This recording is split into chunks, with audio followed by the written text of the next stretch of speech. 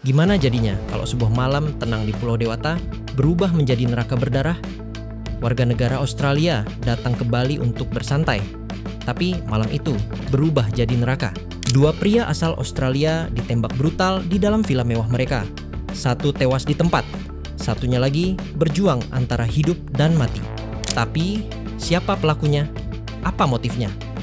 Dan bagaimana bisa aksi brutal ini terjadi di tengah destinasi wisata paling damai di Indonesia? Kejadiannya pas tengah malam. Dalam kasus ini bisa dibilang motifnya rumit, senjatanya mematikan, dan pelariannya hampir sempurna. Ini adalah kriminal berujung brutal, penembakan 2 WNA di Bali.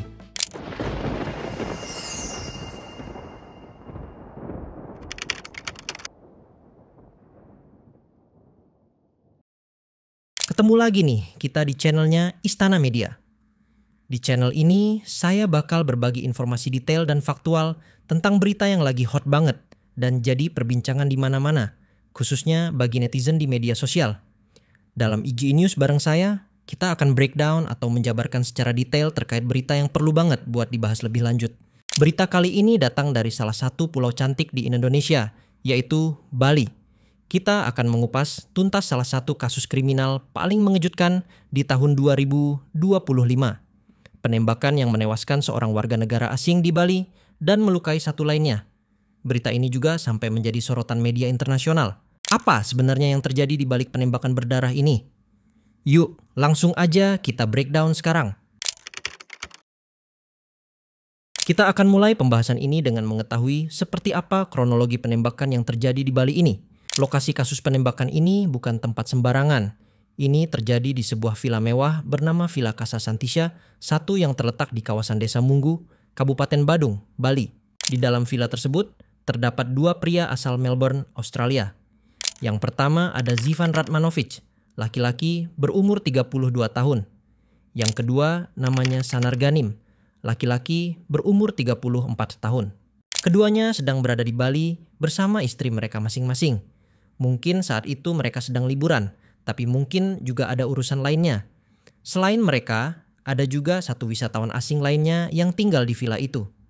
Jadi ada 3 kamar di dalam villa mereka. Kamar pertama diisi Zivan Ratmanovic dan istrinya. Kamar kedua diisi Sanar Ganim dan istrinya. Kamar ketiga diisi wisatawan asing lain tersebut. Tapi malam itu berubah jadi mimpi buruk. Kasus penembakan ini terjadi pada Sabtu dini hari, tanggal 14 Juni 2025, sekitar pukul 00.15 waktu Indonesia Tengah. 2 pria tak dikenal menyusup ke dalam villa. Mereka berpakaian mencolok. Yang satu pakai jaket hijau dan satu lagi pakai jaket oranye. Keduanya mengenakan helm di kepala. Mereka berbicara dengan aksen Australia. Ini penting karena jadi petunjuk awal identitas mereka. Tanpa basa-basi, mereka langsung menembaki para korban. Zivan Ratmanovic ditembak saat berada di kamar mandi, sementara Sanar Ganim tertembak di dalam kamarnya. Pada saat kejadian, istri dari Zivan Ratmanovic sedang tidur, tapi sempat terbangun dan mendengar suara tembakan. Karena takut, ia hanya bisa membeku dan mengintip di balik selimut. Setelah penembakan itu selesai, istri masing-masing dari kedua pria itu melihat bahwa ada 2 pelaku yang datang menggunakan sepeda motor Matic. Mereka menduga pelakunya adalah warga negara Australia. Mereka langsung meminta bantuan polisi dan melarikan korban ke rumah sakit dalam kondisi kritis. Zivan Ratmanovic dinyatakan meninggal dunia, sedangkan Sanar Ganim mengalami luka parah karena tembakan. Setelah mengetahui kronologinya, kamu pasti penasaran siapa pelaku sebenarnya dan bagaimana proses penangkapan para pelaku. Saat mendapat laporan dan datang ke lokasi untuk olah TKP, polisi menemukan 17 selongsong peluru, 2 proyektil, dan 55 pecahan proyektil di lokasi kejadian. Salah satu pintu masuk villa itu sudah hancur. Saat itu juga, polisi bergerak cepat. Dengan bantuan kamera CCTV, rekaman telepon, dan koordinasi internasional, aparat berhasil mengidentifikasi dan menangkap 3 orang pria asal Australia yang menjadi tersangka.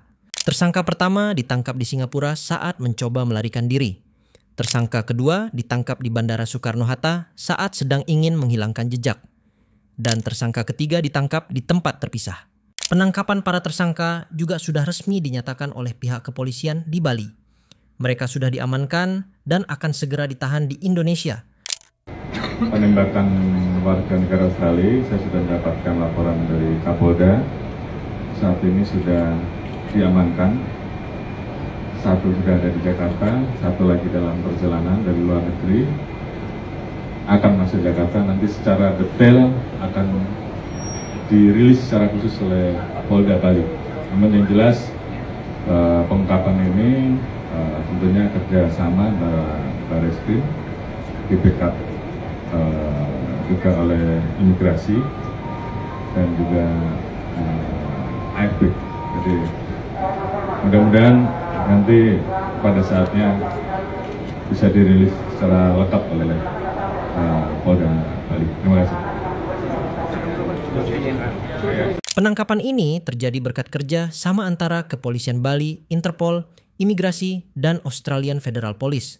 Semua pelaku ditangkap pada 18 Juni 2025. Nama-nama pelaku pun terungkap.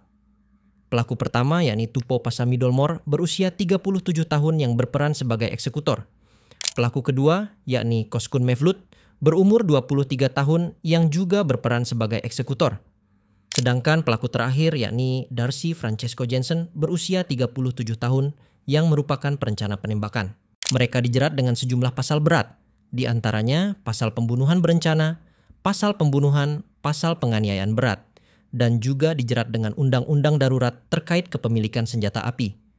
Hukuman yang menanti mereka tidak main-main, bisa antara penjara seumur hidup atau bahkan hukuman mati jika majelis hakim memutus demikian. Namun, yang masih jadi misteri adalah motif dari aksi ini. Apakah ini murni kriminal biasa? Apakah ada latar belakang bisnis gelap? Ataukah ini adalah bagian dari perang antar geng internasional?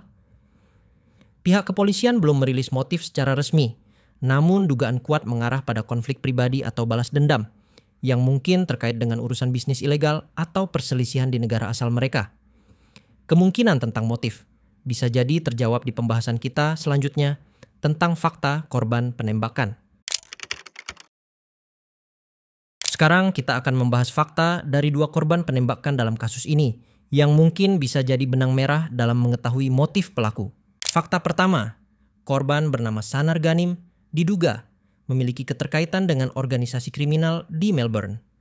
Sanar Ghanim pernah dan sempat berhubungan dengan Daniel Stephens, seorang anak sambung dari pemimpin geng kriminal yang dikenal dengan sebutan Babyface Killer. Ghanim dan Daniel pernah dipenjara karena kasus penembakan pada tahun 2015 silam. Fakta kedua, Zaifan Radmanovic tercatat memiliki jejak kriminal hingga membuat dirinya harus menghadiri 175 kali persidangan. Saudara perempuannya juga dikabarkan terhubung dengan anggota geng yang dibunuh di parkiran hotel Melbourne. Wah, ternyata kedua korban juga merupakan orang yang bermasalah dan punya catatan kriminal di negara asalnya. Setelah kamu mengetahui fakta tersebut, jadi menurut kamu, ada masalah apa ya antara korban dan pelaku? Coba komen pendapat kamu di bawah. Kasus tadi memang penuh dengan kriminal dan brutalisme, tapi tentu masih ada hal yang bisa kita jadikan pelajaran. Pertama, bahwa kejahatan tidak mengenal negara. Bahkan di tempat yang terkenal damai dan ramah seperti Bali, ancaman bisa datang kapan saja. Kedua, pentingnya kerjasama internasional dalam menangani kejahatan lintas negara. Tanpa dukungan dari Interpol, Imigrasi, dan Polisi Federal Australia, penangkapan mungkin jauh lebih sulit. Ketiga, publik jadi makin sadar bahwa banyak WNA yang datang bukan hanya untuk liburan. Ada yang membawa agenda tersembunyi, dari bisnis ilegal, narkotika, hingga konflik berdarah seperti ini. Hal ini perlu jadi perhatian serius bagi semua pihak, termasuk pengelola villa, hotel, dan masyarakat lokal. Kasus penembakan brutal 2 WNA Australia di Bali ini menjadi pengingat keras bahwa kejahatan tak mengenal batas negara.